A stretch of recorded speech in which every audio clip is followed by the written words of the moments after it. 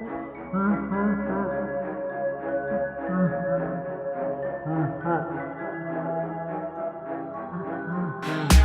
everybody, my name is Cliption, and today, well, not today, but actually, October 27th, 2021, I decided to play.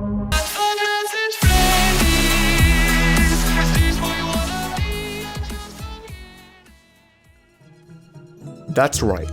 I decided to play this game live on Twitch, twitch.tv/Cliption. Come and stop by for some more variety gameplay. It may have been nearly 8 years, but if I've been in this damn fandom for this long, I might as well experience where it all began. I also played FNAF 2, but that's for another video.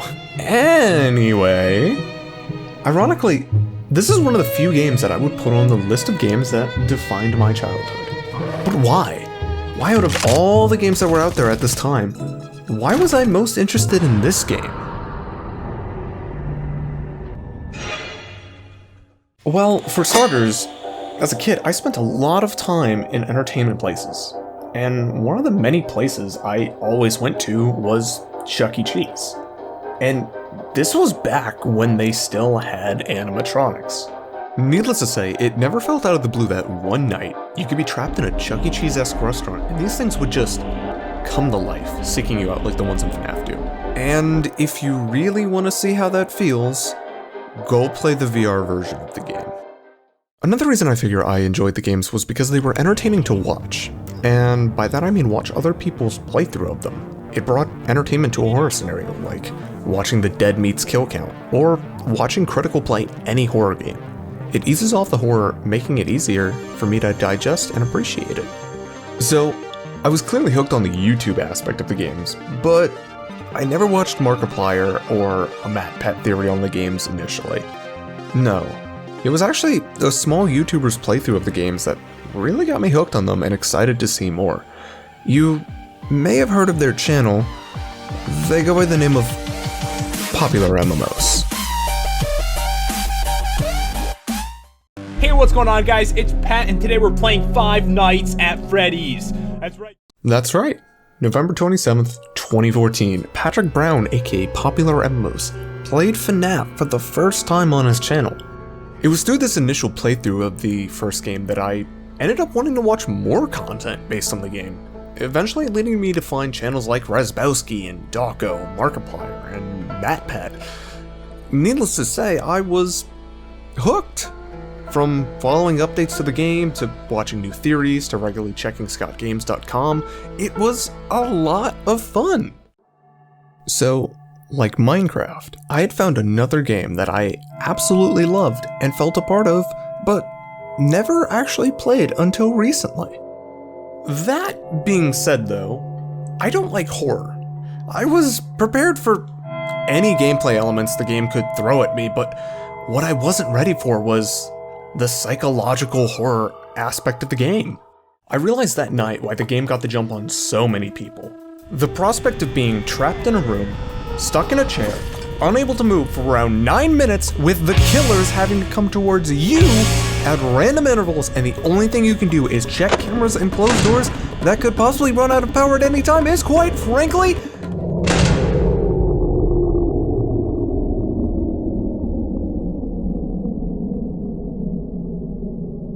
terrifying! Now, today, that doesn't sound so bad, since the series is nearly 8 years old at this point, and the style of gameplay has been done to death. But, at the time, this gameplay loop was innovative for a horror game. The game no longer made the player perform actions they didn't want to do. Just saying. Oh. That's the door next to me. I just don't wanna turn around. Instead, in FNAF, the player had almost no control over the situation. In fact, Markiplier himself expressed this idea very clearly on the second video he ever made on the franchise. God, it's such a psychological thing! I'm just standing here doing nothing! I'm just standing here! I'm literally just standing here. There's nothing I can do but wait for them to come to me. This like throws off everything I knew about horror because- oh, hi. We're getting closer. Because it used to be that the scariest thing was making me do something that I didn't want to do. By actually making me do something, but now I'm literally just sitting here, doing nothing, but waiting for them to try to kill me. So goddamn paranoid. Frick. And so, ladies and gentlemen, with all those ingredients, you had a recipe for a horror game like no other at the time. So, the time is now. On a weekday just like this, Freddy Fazbear's Pizza has once again opened its doors looking for someone to cover the night shift from 12 a.m. to 6 a.m. And in today's video, Cliption is the star of the show, looking to bear witness to the horror game that captivated so many audiences in the past. So yeah, hello ladies and gentlemen, boys and girls. Welcome to the scariest game of 2014. Night 1 sets the mood and the tone of the game, and gives the player until 2 a.m. to get their bearings of the restaurant. All while, there is an unknown person known by the players as the phone guy who gives the player a call and provides the exposition of the game, letting you know that he's worked in that office before and that everything will be fine despite the rather unnerving scenario the player has been put in. You feel comforted by this initial call until the Fazbear Entertainment Company introduction, where you get given a legal statement about damage or death to person and property, where it feels this company really has little to no care for human life. Now that might sound bad, I know. But it gets worse, as he mentions the robots are left in a free roaming mode, and how they used to be able to walk around during the day. But then there was the Vitamin 87, there it is! Yep.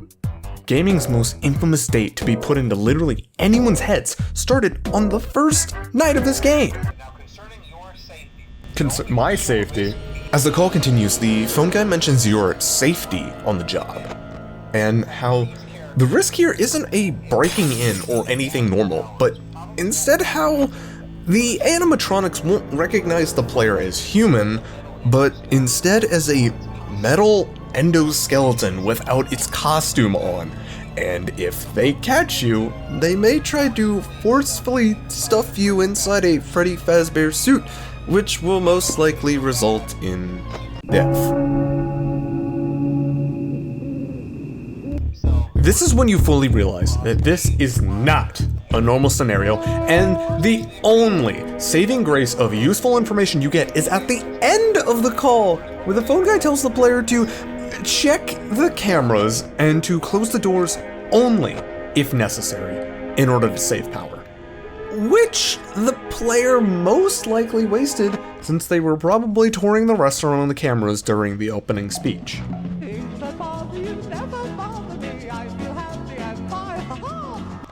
When the call ends, the clock is at 2 a.m. and the player is confused at what to do next. Their only option is to check the cameras, but nothing is moving, so they feel a little relieved, but still confused, bored even. Yo, this job is easy. I just have to sit here and do nothing. Sit here and do nothing. That is it. That is my job. See, look at that. Easiest job on planet Earth. God. However, as the clock nears 3 a.m., they notice one of the animatronics has gone missing from the stage. Oh, that's bad. I understand what I need to do. I need to watch the cams so that they don't come after me. What's missing? Oh, hi. There you are, pretty bunny thing. And so the player frantically tries to find it on the cameras, eventually finding the rabbit in either parts and service or the main party room. And this is when they realize the game has truly begun.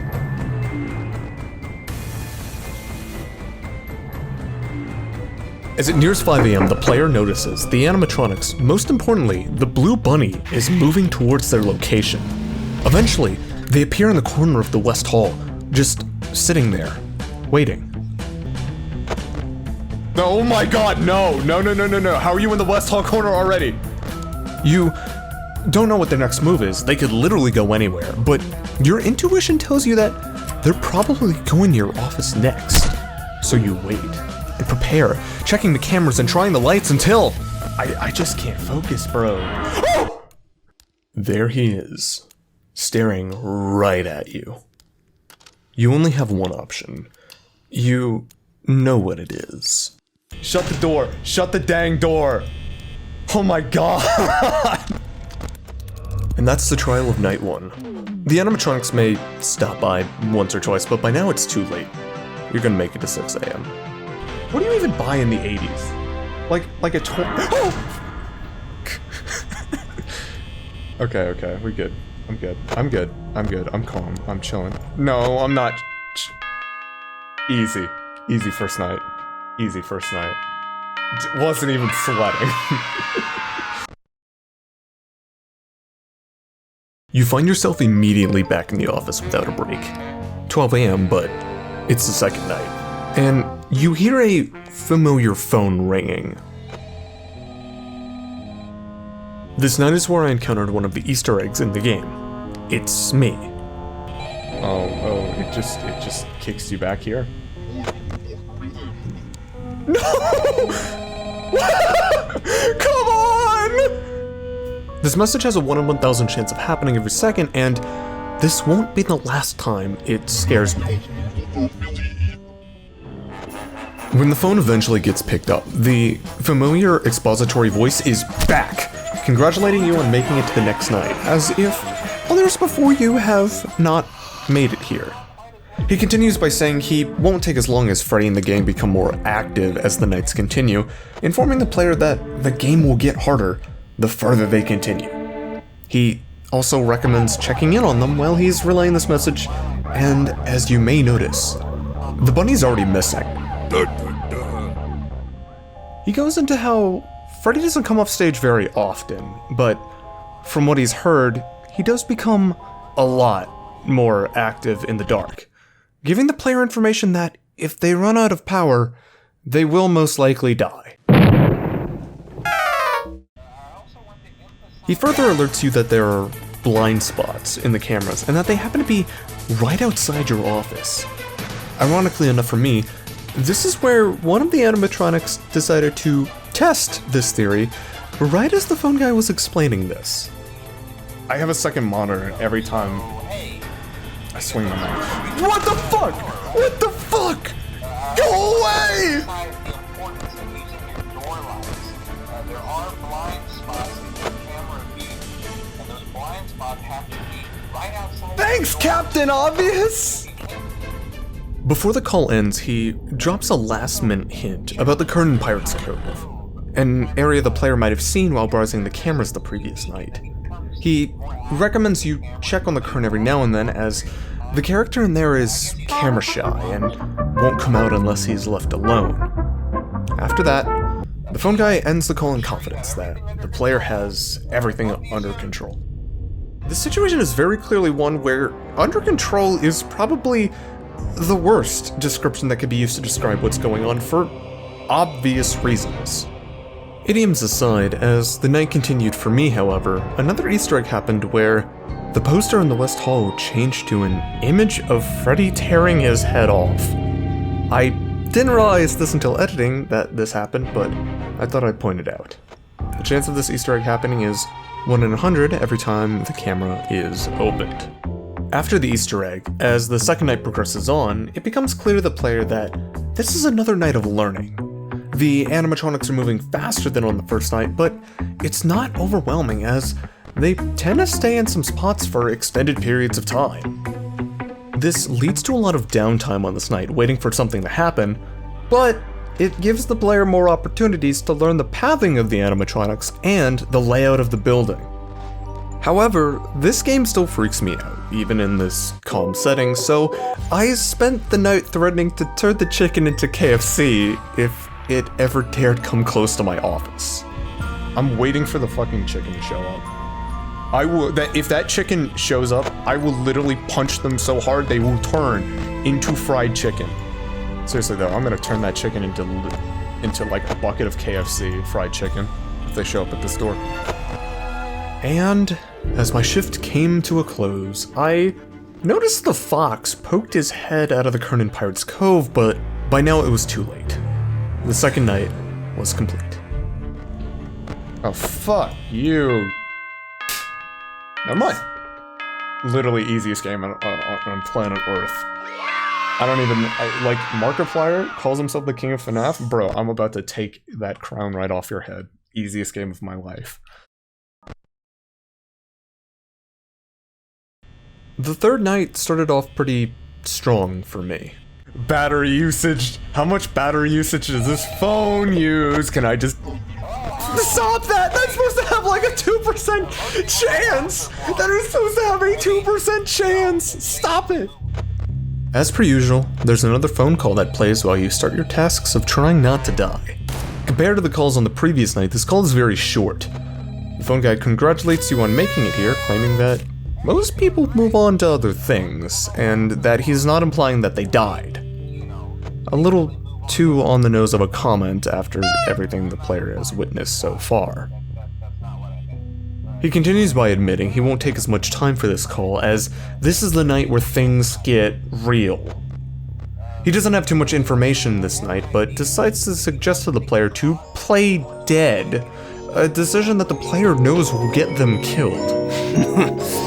He thinks about it for a bit and decides that's a bad idea and hangs the phone up after that. The phone call on this night is kind of useless. It doesn't give any lore or exposition, and the information of the player is worthless, as they already know not to let the animatronics in their office or risk death. To be fair though, it is the third night. It's the middle child of the game, where nights 1 and 2 are more about learning and teaching the player how the game works, and nights 4 through 6 are there to test the player's mastery of the game. This night just stagnates. Freddy is barely active on this night, Foxy is more active, but not by much, and Bonnie and Chica are pretty much the same as night 2. Overall, there isn't anything new or useful here. I legitimately was bored on this night, so let's move on. I'm pretty sure I could just chill. Yeah, I can legit chill and not have to stress. I think I got this. Woo! Let's go! Yeah! Woo!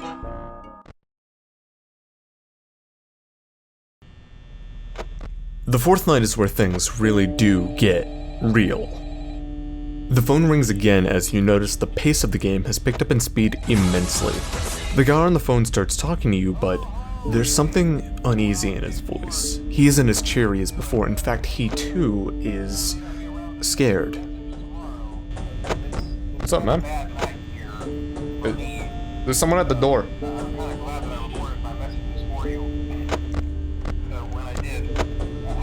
Hey, go answer the door, mate. Oh my god.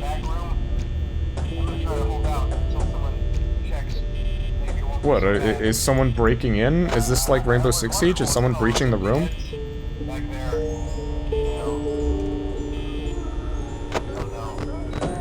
Oh, it's just the zombies from... Oh. After that, it's clear we probably won't be hearing from the phone guy again, as you can clearly hear, he gets killed by Freddy and the gang. We may only be given the audio cues of the bang, the music box, and phone guys accepting of death, so it's the only logical conclusion. The phone hangs up after a loud scream and the night continues. As I said though, this is the night where things actually get real. Freddy has decided to make his move and step into the spotlight on this night, upsetting the gameplay loop the player had become so comfortable with. So by now, everything is active and the gloves are off. Freddy and his friends are on the hunt and you, the player, are their prey. And keep in mind, it's not even the fifth night. For this night, the animatronics just keep on coming, giving the player minimal time to stay on their feet to survive the night. As well as, sometimes they just sit in the doorway, drinking away your power like it's a large cup of soda. It is 4 AM. Oh no. Oh no, the rabbit, he held the door for so long, bro. I'm toast. I'm gonna become that bucket of KFC. Because of this barrage, I was left with 11% power as the clock ticked to 5 AM. Not much I could do, but hope for a miracle. Stop behind the door so much? It's Habit, dude. I gotta look. I gotta check. They might be there. Ooh. Oh no. As the gravity of my power scenario kept filling me with dread, I noticed on the cameras that Foxy was in his final stage before running towards the office. But then, when all hope was lost, an unfamiliar voice chuckled.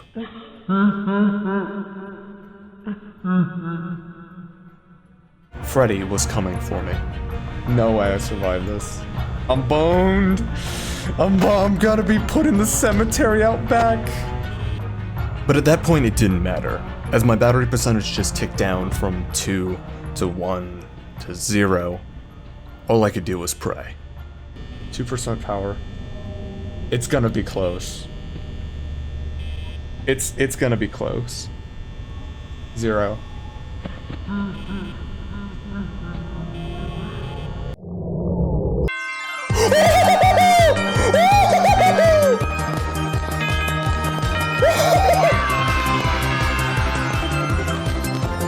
Yes! Yes! Not getting jump scared tonight!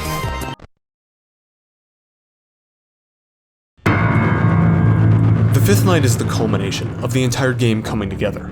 It was the end, the last day of the week, and Freddy and friends were going to make sure you never come back.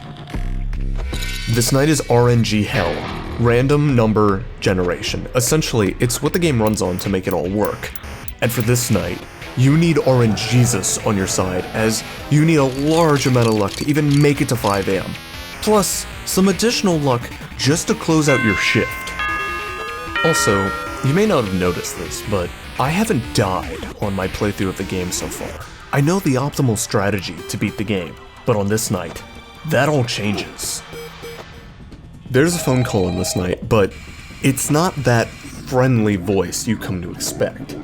Instead, it's some garbled demonic nonsense. Apparently, it's supposed to be an excerpt from an autobiography of a yogi talking about machines and stuff, but it's only a distraction.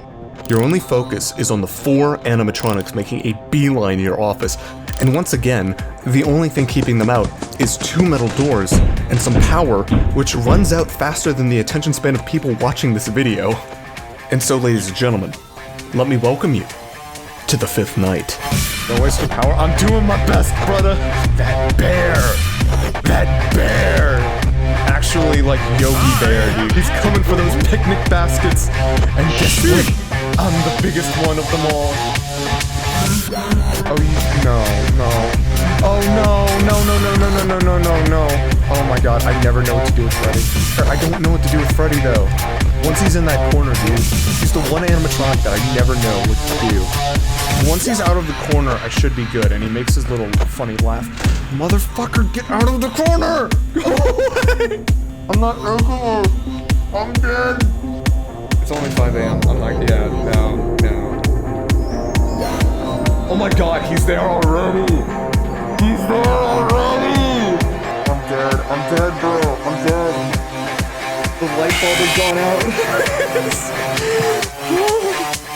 Bane! I'm stuck in Freddy Fazbear's Bane! The animatronics are moving Bane! All the power! God, I feel like a machine! I'm taking all back! This is torment. How did people find this entertaining? He's still in the corner. There's nothing I can do. There is nothing okay, GG. No, okay, that was, okay, he's already jumped on me. Alright, GG boys. When's he gonna show up? Oh, shit! Well, I shouldn't say camera. No, fuck you! This right here is one of the many reasons I called this night RNG Hell. See, this is one of the random elements in this game. The player has no control over this. You lose. Game over. Just because the game randomly decided to make you lose by locking the buttons. While it adds to the scariness of the game, in most cases it's just annoying and an inconvenience. A soft reset, if you will. Those rare high moments, eh? It was going so well, dude! No, what is that? He's blocking the door, dude! I'm not giving you the satisfaction of killing me because of RNG. I am not giving it to you. That still kind of scared me. I didn't get scared. I didn't get scared by the furry bear in the corner. Did he move? Holy shit, he moved. I think I'm good. I'm good. 22%. Oh my god, I'm boned! I might get it. This may be it. This may be the run. It's going to be close. It depends on how long Mr. Freddy Fazbear is willing to give me once this power goes out. Yep. Oh, I don't... That's the issue. You don't know how much time you've got left. Come on. Come on, champ. Give me the goods. Come on. 6 a.m. 6 a.m., buddy. You won't do it. Come on. Come on, buddy. Give me the 6 a.m. Give me the 6 a.m. Come on. God damn. This is going to be so close, dude. This is going to be so close. I don't think I'm gonna get it, though.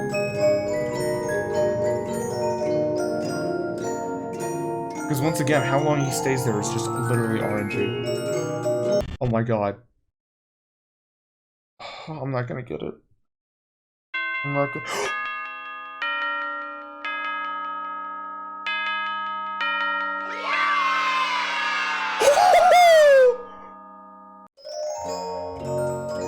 Yes! 1 hour, 23 minutes, I don't care!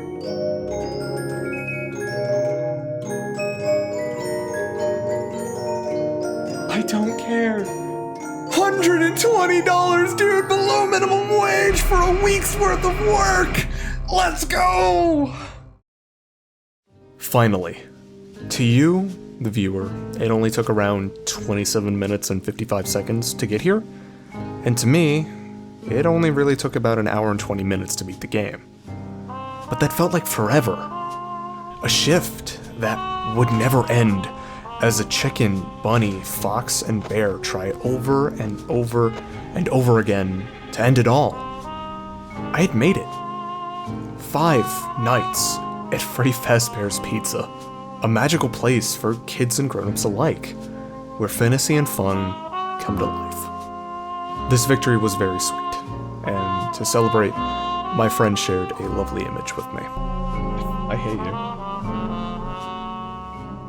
God, Rigatoni. Oh my god, he did not just send me that. I can't believe you did this. I hate you so much. Look at that. That is horrid. That is horrid. It even has the fucking stubble, you ass. I hate you. This sucks. Turn the webcam off. Screw you. After that, I reluctantly tried the 6th night. Like Scooby and Shaggy reluctant to split up after the gang decides to look for clues. And you can figure out how well that went for me. I'll give the 6th night a go. I don't think I'm gonna get very far though. Like I know that this stuff is like incomprehensibly like evil. Fuck it, 6th night. Why the hell not? Let's give it a whirl. See how difficult this is. Holy shit, they're all gone! That was fast! No, no, no, no! You son of a bitch! God damn it. And then, I decided to do it again. And you could probably figure out how well that went for me. Alright, I'm gonna do a few more attempts at the 6th night and just like... If I keep getting like RNG'd, like, I'm gonna switch the other game. Alright, the chicken is in the kitchen.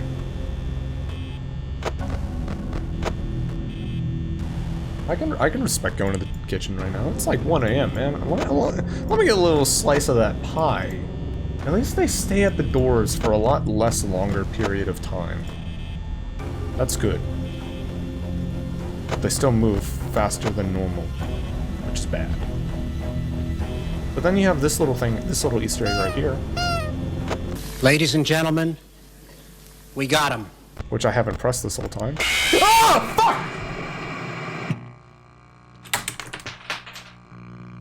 God damn it, that got me.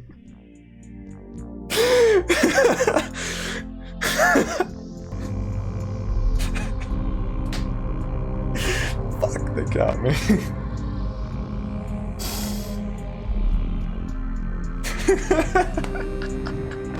I didn't think it was possible, but they, ladies and gentlemen, they got me. Holy shit. Oh my god. I can't believe it. I am like red in the face right now. Oh my god, they got me. Scared the shit out of me too. Hey, boys, put that one into the edited video. Okay, since you basically made it to the end of the video, I'll share something with you. This moment was special because this was the one time I didn't have the audio muted. Yes, every time you saw me get jump scared, I muted the game since I knew it was coming, or took my earbuds out. But I didn't know this jump scare was coming. I was making a joke while focusing on other things, and lo and behold, Chica jump scares me at the worst possible time. I could predict all of the other jump scares, but I could not predict this one. It rocked me to my core, as you see in the clip, and I called it a night.